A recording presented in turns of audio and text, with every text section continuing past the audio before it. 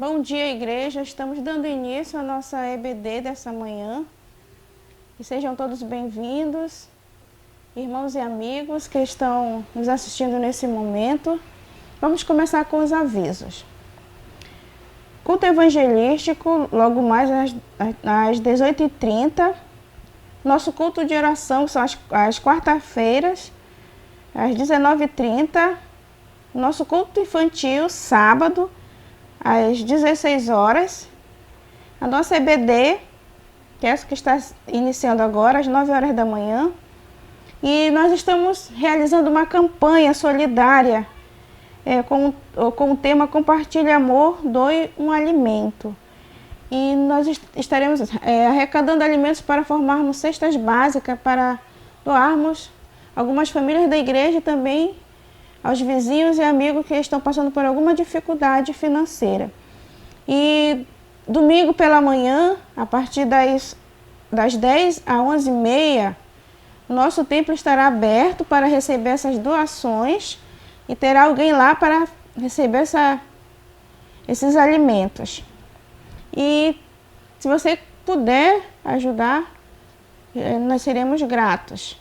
E nós iremos dar início ao nosso culto com uma oração. Oremos. Senhor Deus e Pai, muito obrigado, Deus, por esse dia. Obrigado por cuidar das nossas vidas, das nossas famílias. Ó Pai, abençoe a Tua igreja, cada membro de família, Senhor, que está assistindo, ó Pai, nesse momento a EBD, que venhamos a ser edificados, ó Pai, nessa manhã com a Tua palavra, ó Deus, com o estudo dessa manhã. Fica conosco, Pai, é isso que eu te oro, Pai, e te agradeço. Em nome de Jesus, amém. Nós iremos agora ter um momento de adoração ao Senhor através de músicas.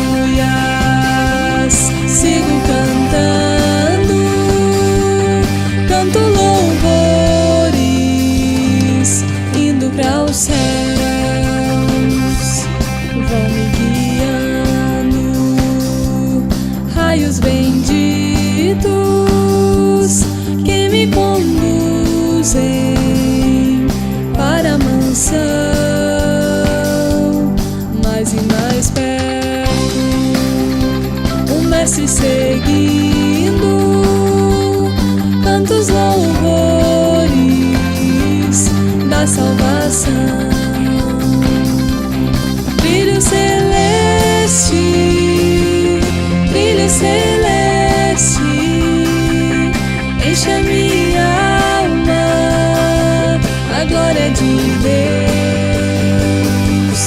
Com aleluias sigo cantando, canto louvores indo para os céus.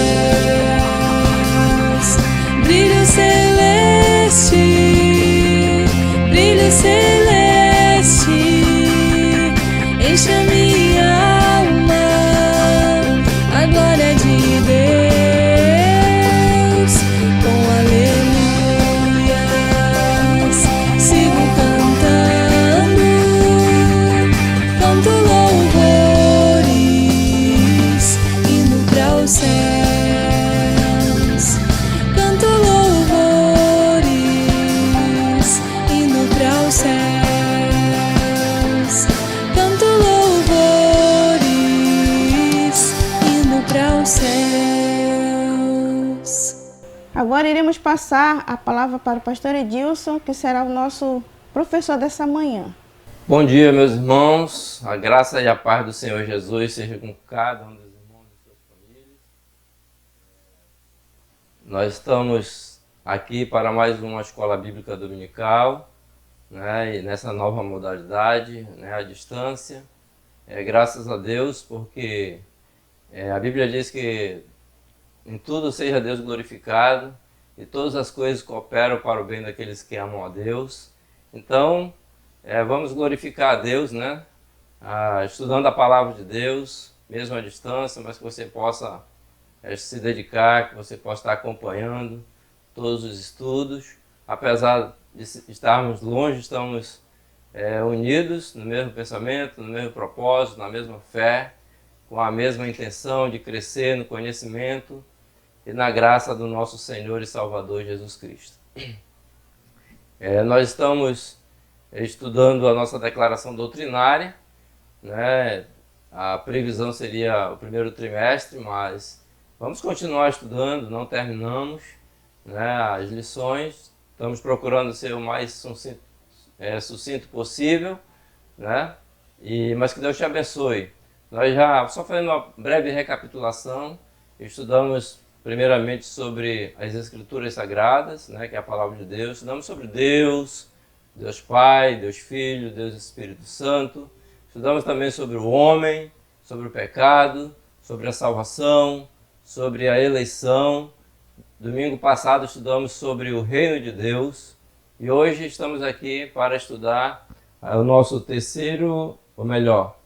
oitavo artigo da nossa declaração doutrinária, intitulado Igreja, tá? Então, vamos ser bem sucinto, mas queremos que você esteja bem aplicado aí nessa lição. Vamos falar aqui sobre igreja e vamos dividir esse estudo em cinco tópicos, tá? E nós vamos orar antes de tudo, pedindo a direção de Deus, né, para esse momento de estudo da palavra do nosso Deus. Oremos. Querido Deus eterno Pai, eu quero te agradecer, Senhor, por essa oportunidade que o Senhor nos dá de podermos mais uma vez estudar a tua palavra, mesmo que não podemos estar juntos, nos abraçando, né, e podendo ouvir os irmãos, trocando as ideias, dando seus posicionamentos, mas nós estamos aqui para compartilhar dessa palavra. Queremos pedir que o Teu Espírito esteja iluminando nossas mentes, Senhor, nos dando sabedoria, nos dando discernimento. Cada palavra aqui proferida seja para a honra e a glória do nome do Senhor, seja para a edificação da Tua igreja. É isso que nós te pedimos, a Tua bênção, Deus. Pedimos a Tua bênção sobre a vida de cada um dos nossos irmãos. Essa é a nossa oração que fazemos em nome de Jesus. Amém, Senhor. Então, igreja, nós vamos aqui para o nosso primeiro tópico da igreja, né, que fala sobre a igreja, nesse primeiro momento, no sentido de congregação, né, local. E diz assim: igreja é uma congregação local de pessoas regeneradas e batizadas após profissão de fé. É nesse sentido que a palavra igreja é empregada no maior número de vezes nos livros do Novo Testamento. Então, esse é o nosso primeiro tópico, mas existem várias palavras aqui que poderíamos tecer comentários aprofundados, né? Mas pedimos que você possa tecer ou se aprofundar, assim também como os demais tópicos nós teremos, tá? Por exemplo, a congregação, regeneração, batizados, a profissão de fé, são palavras nesse primeiro tópico que nós poderíamos nos aprofundar e que você pode também se aprofundar. Nós queremos ler dois versículos, tá, para esse primeiro tópico da nossa lição. O primeiro é Atos, capítulo 5, versículo de número 11, que diz a palavra de Deus. E sobreveio grande temor a toda a igreja e a todos quantos ouviram a notícia destes acontecimentos. Atos, capítulo 5, né, nos fala sobre o temor que aconteceu na igreja, e uma igreja local, quando a igreja foi disciplinada por Deus, né, com a morte de Ananias e Safira, né, que, conforme o texto, tentaram enganar o Espírito de Deus, enganar a Deus, né, com relação a suas ofertas. O segundo texto que nós vamos ler é 1 Coríntios 4:17, diz assim o texto sagrado. Por esta causa vos mandei Timóteo, que é meu filho amado e fiel no Senhor, o qual vos lembrará os meus caminhos em Cristo Jesus, como por toda parte, ensinando em cada igreja. Então veja a expressão aí, cada igreja, nesse texto, né? Então está se referindo exatamente à igreja local, congregação de pessoas regeneradas, batizadas, que comungam, né, a mesma fé, congregando em um mesmo local. Então, esse é o nosso primeiro tópico da nossa lição, igreja. E o segundo nos diz assim: tais congregações são constituídas por livre vontade dessas pessoas, com finalidade de prestarem culto a Deus, observarem as ordenanças de Jesus Cristo, meditarem nos ensinamentos da Bíblia, para edificação mútua e para a propagação do Evangelho. Então veja aqui, né? A igreja está congregada em um lugar, em determinado local, com finalidades, né? Como pessoas, primeiramente de livre e espontânea vontade, ali que acreditam no Senhor Jesus para fazer a obra de Deus em uma comunidade. Nós vamos ler aqui dois versículos, né, da palavra de Deus. Atos capítulo 2, nós vamos ler os versículos 41 e 42, que diz o texto sagrado. Então os que lhe aceitaram a palavra foram batizados, havendo um acréscimo naquele dia de quase 3.000 pessoas. Versículo de número 42.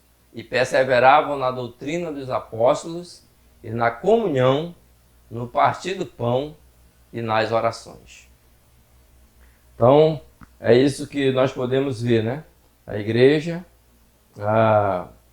constituída de pessoas, louvando a Deus, glorificando ao Senhor, né? Se mantendo no ensinamento da palavra de Deus, procurando vivenciar a palavra de Deus, né? Uma congregação de pessoas em um local para cultuar a Deus, né? Vamos ao nosso terceiro tópico. Diz assim: as igrejas neotestamentárias são autônomas, têm governo democrático, praticam a disciplina e se regem em todas as questões espirituais e doutrinárias exclusivamente pela palavra de Deus, sobre a orientação do Espírito Santo. Então veja que as igrejas são congregação no sentido local da palavra, elas são autônomas e têm como autoridade a palavra de Deus e o Espírito Santo falando ao coração dessa congregação, né? E tomando as decisões. Então vamos ler agora o texto de Mateus 18, versículos 15 a 17, que diz assim a palavra de Deus: se teu irmão pecar contra ti, vai arguí-lo entre ti e ele só. Se ele te ouvir, ganhaste a teu irmão. Se, porém, não te ouvir, toma ainda contigo uma ou duas pessoas, para que, pelo depoimento de 2 ou 3 testemunhas, toda a palavra se estabeleça. E se ele não os atender, dize-o à igreja, e se recusar ouvir também a igreja, considera-o como gentil e publicano. Então veja aí a questão da autonomia da igreja. E a igreja tomando decisão ou decisões internamente, né? Sem precisar da interferência de fora, do Estado, por exemplo, né? Da justiça, né? Externa, mas todas as decisões tomadas internamente. Tá? Esse é o nosso terceiro tópico da nossa lição Igreja, e nós agora iremos para o nosso quarto tópico, que diz assim: há nas igrejas, segundo as Escrituras, 2 espécies de oficiais, pastores e diáconos. As igrejas devem relacionar-se com as demais igrejas da mesma fé e ordem e cooperar voluntariamente nas atividades do reino de Deus. O relacionamento com outras entidades, quer seja de natureza eclesiástica ou não deve envolver a violação da consciência ou comprometimento da lealdade a Cristo e sua palavra. Cada igreja é um templo do Espírito Santo. Veja que esse tópico da nossa lição fala primeiramente dos 2 tipos de oficiais que existem na igreja: pastores e diáconos. São a liderança da igreja, segundo a palavra de Deus. E há algo interessante aqui, né? A lealdade a Cristo e a sua palavra, que não deve ser negociada, né? Então nós vamos ler aqui um texto da palavra de Deus apenas, que é 1 Timóteo 3, de 1 a 9. Diz assim a palavra de Deus: fiel é a palavra. Se alguém aspira ao episcopado, excelente obra almeja. É necessário, portanto, que o bispo seja irrepreensível, esposo de uma só mulher, temperante, sóbrio, modesto, hospitaleiro, apto para ensinar, não dado ao vinho, não violento, porém cordato, inimigo de contendas, não avarento, e que governe bem a própria casa, criando os filhos sobre disciplina com todo respeito. Pois se alguém não sabe governar a própria casa, como cuidará da igreja de Deus? Não seja neófito, para não suceder que se ensoberbeça e incorra na condenação do diabo. Pelo contrário, é necessário que ele tenha bom testemunho dos de fora, a fim de não cair no opróbrio e no laço do diabo. Semelhantemente, quanto a diáconos, é necessário que sejam respeitáveis, de uma só palavra, não inclinados a muito vinho, não cobiçosos de sorte da ganância, conservando o ministério da fé com a consciência limpa. Então vamos observando nesse texto os 2 tipos de líderes, né, da igreja: pastores e diáconos, né? E por fim, né, o 5º tópico da nossa lição já fala da igreja no segundo sentido da palavra, tá? Não mais igreja local, como congregação de pessoas que se reúnem no mesmo lugar, né, ali num bairro, em uma comunidade, né? Mas agora a palavra de Deus nos apresenta um segundo sentido da palavra. O 5º tópico diz: há também no Novo Testamento um outro sentido da palavra igreja, em que ela aparece como a reunião universal dos remidos de todos os tempos, estabelecida por Jesus Cristo e sobre ele edificada, constituindo-se no corpo espiritual do Senhor, do qual ele mesmo é a cabeça. Sua unidade é de natureza espiritual e se expressa pelo amor fraternal, pela harmonia e cooperação voluntária na realização dos propósitos comuns do reino de Deus. Então veja que esse segundo sentido da palavra igreja é no sentido universal, né? Em outra palavra, global da palavra, né? Ou seja, a união de todos os salvos nos quatro cantos da terra. Esse é o segundo sentido da palavra. Nós vamos ler o texto de Mateus 16, 18 e também Colossenses 1, 18. Diz assim a palavra de Deus: Também eu te digo que tu és Pedro, e sobre esta pedra edificarei a minha igreja, e as portas do inferno não prevalecerão contra ela. Então, nesse primeiro sentido, né, nesse primeiro versículo, você pode ver, né, que Jesus está falando para Pedro, né, que ele estaria edificando a sua igreja. E esse sentido, então, da palavra igreja, no sentido global da palavra, é onde se tiver um crente em Jesus Cristo, né, ele é membro da igreja. E Jesus Cristo é o cabeça da igreja. Né, e todas as pessoas que acreditam em Jesus Cristo como único e suficiente Senhor e Salvador das suas vidas, tornam-se, então, membros do corpo de Cristo, membros da igreja. Diz Colossenses, capítulo 1, versículo 18. Ele é a cabeça do corpo, da igreja. Ele é o princípio, o primogênito de entre os mortos, para em todas as coisas ter a primazia.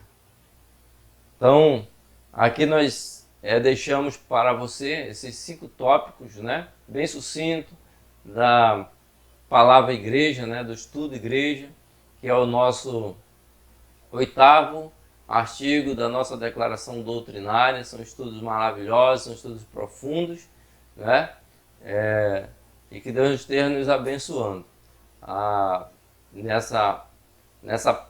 com essa lição.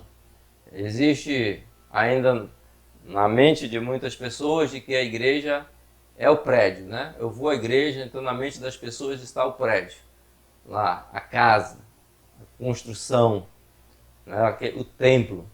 Mas nós aprendemos à luz da palavra de Deus os sentidos reais da igreja, né?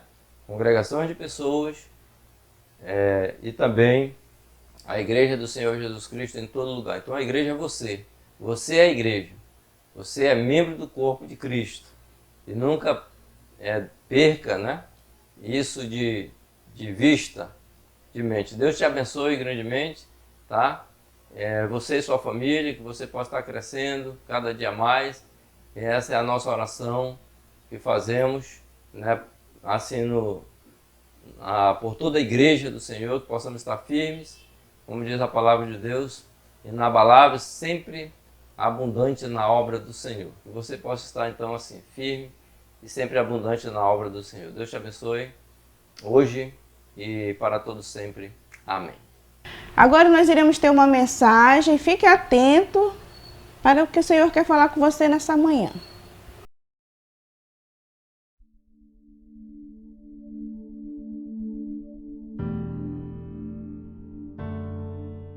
Olá, meus queridos irmãos da Igreja Batista Brasileira.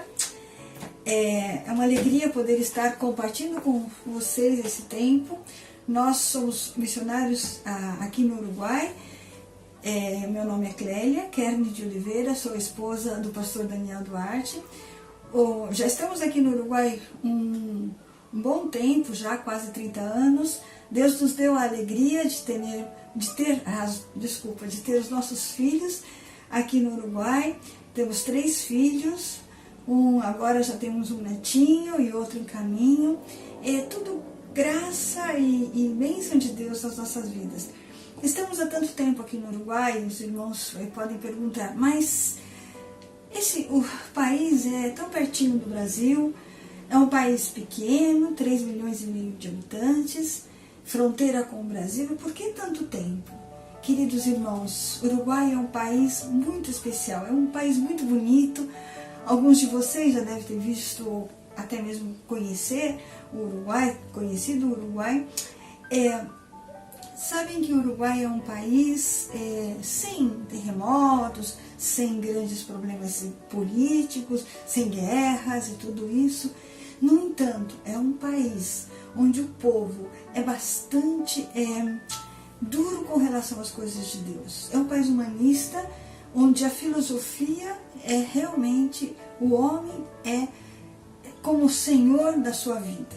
Né? Tudo é pelo esforço, pelo sacrifício do homem, e não dependendo de Deus. Então há um grande número de ateus, pouca representatividade dos católicos e um mínimo de cristãos evangélicos.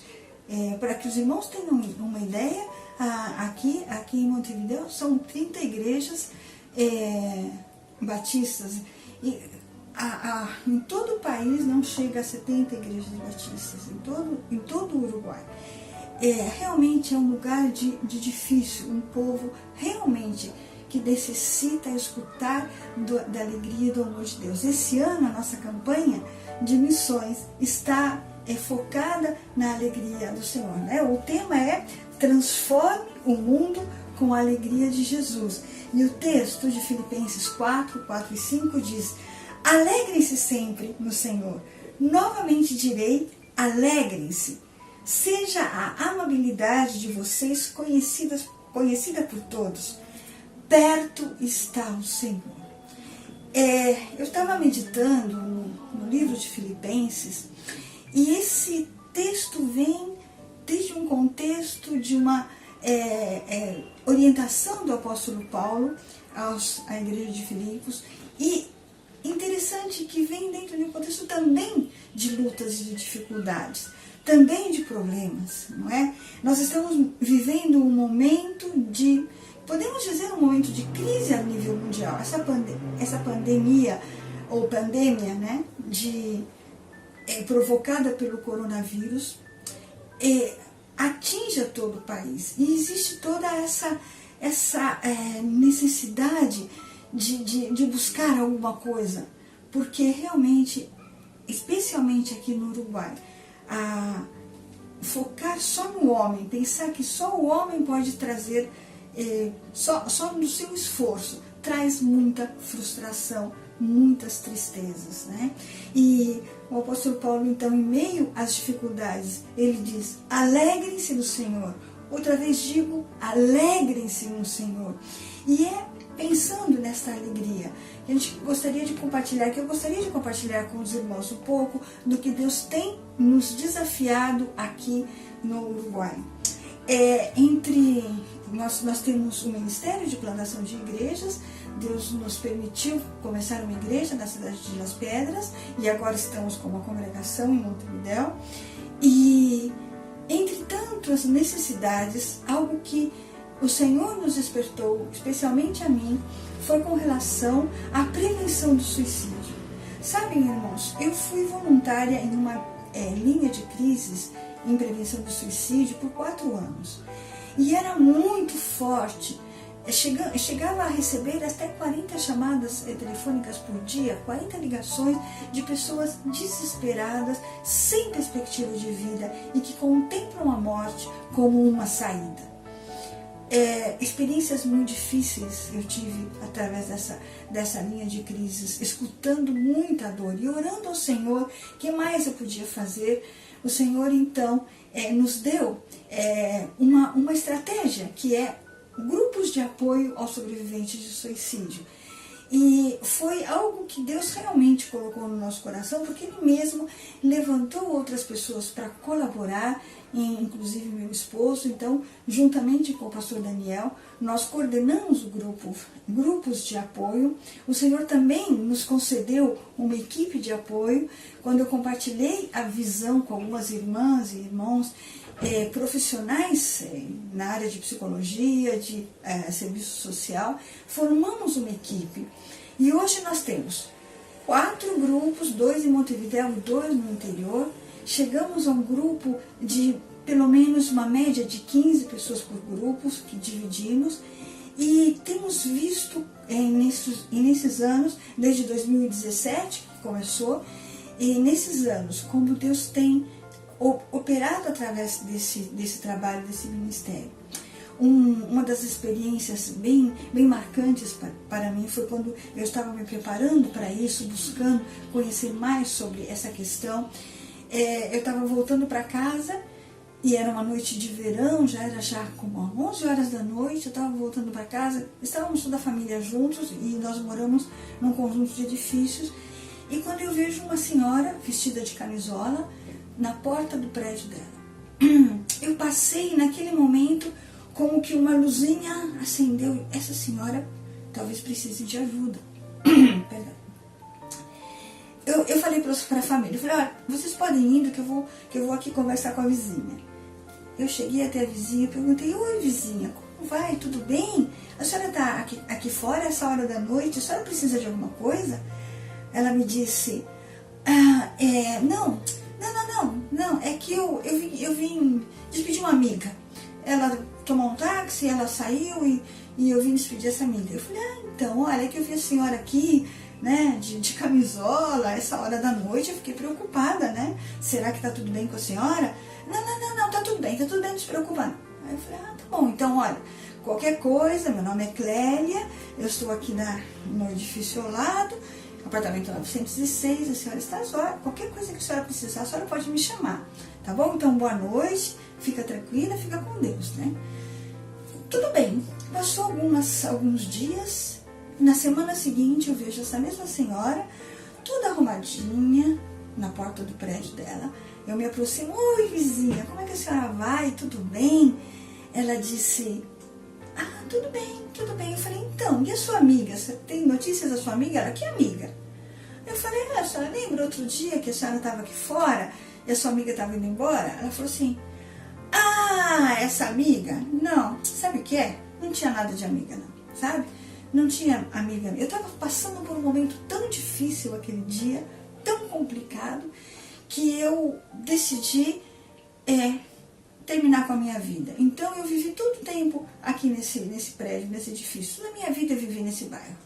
Então eu vim me despedir dos vizinhos, porque ninguém se importa comigo, eu não tenho ninguém que me cuide, não tenho nada. Então naquele dia, naquela hora, eu estava tão desesperada que eu deixei separado todos os meus remédios, tudo que eu tinha, para terminar com a minha vida. E eu desci só para despedir de todo mundo. Quando você veio me cumprimentar, naquela hora que você veio e disse, se você precisar de alguma coisa, estou às ordens, eu senti que alguma coisa mudou em mim. Eu senti que alguém se preocupava comigo. O seu sorriso, a sua amabilidade me fez mudar de ideia. Né? Muito obrigada, ela disse. Irmãos, a gente não tem ideia do sofrimento das pessoas. E sabem, o sofrimento dessas pessoas que contemplam o suicídio como saída é tão grande que eles até não pensam na morte. Eles pensam simplesmente em terminar com o sofrimento. E é nesse sentido que a gente trabalha.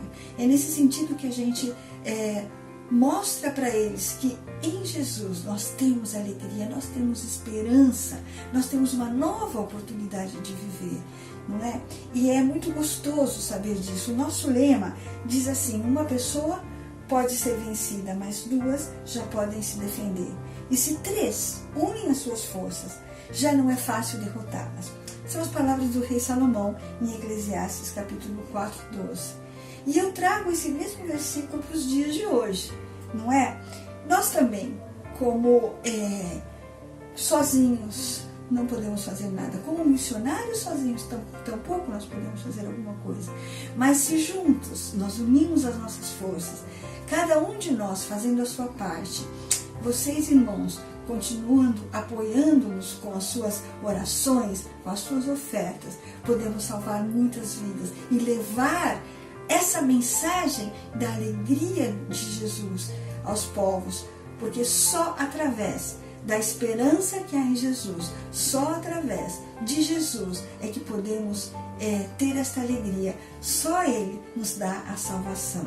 Irmãos, eu agradeço muito, nós como família somos muito agradecidas à Igreja Brasileira. Em todos esses anos, as suas ofertas têm permitido que a gente continue o ministério. Também as suas ofertas têm permitido que nós possamos ter uma casa, que nossos filhos possam estar bem de saúde, bem alimentados. E eu posso dizer muito obrigada, e também eu posso dizer que as suas ofertas têm chegado até nós, ao campo missionário. Em todos esses anos, o Senhor tem sido fiel através de vocês. Muito obrigada, e por favor, nós pedimos que nesse tempo, mesmo nesse tempo de crise, a gente possa continuar juntos, unindo nossas forças, e assim podemos vencer todo o mal e levar a mensagem de esperança, transformar o mundo com a alegria de Jesus. Amados irmãos, muito obrigada uma vez mais, e que o Senhor nos abençoe a todos, para que nós também possamos ser de bênção aos demais. Assim eu me despeço. Amém.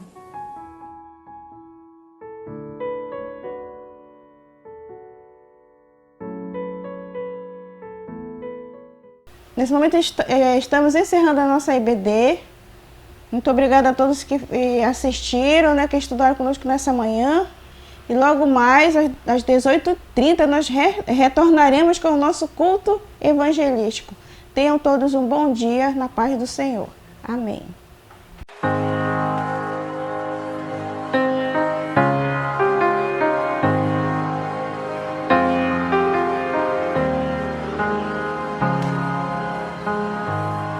Rei do meu coração, és o monte que percorro, a fonte que eu bebo, és minha canção.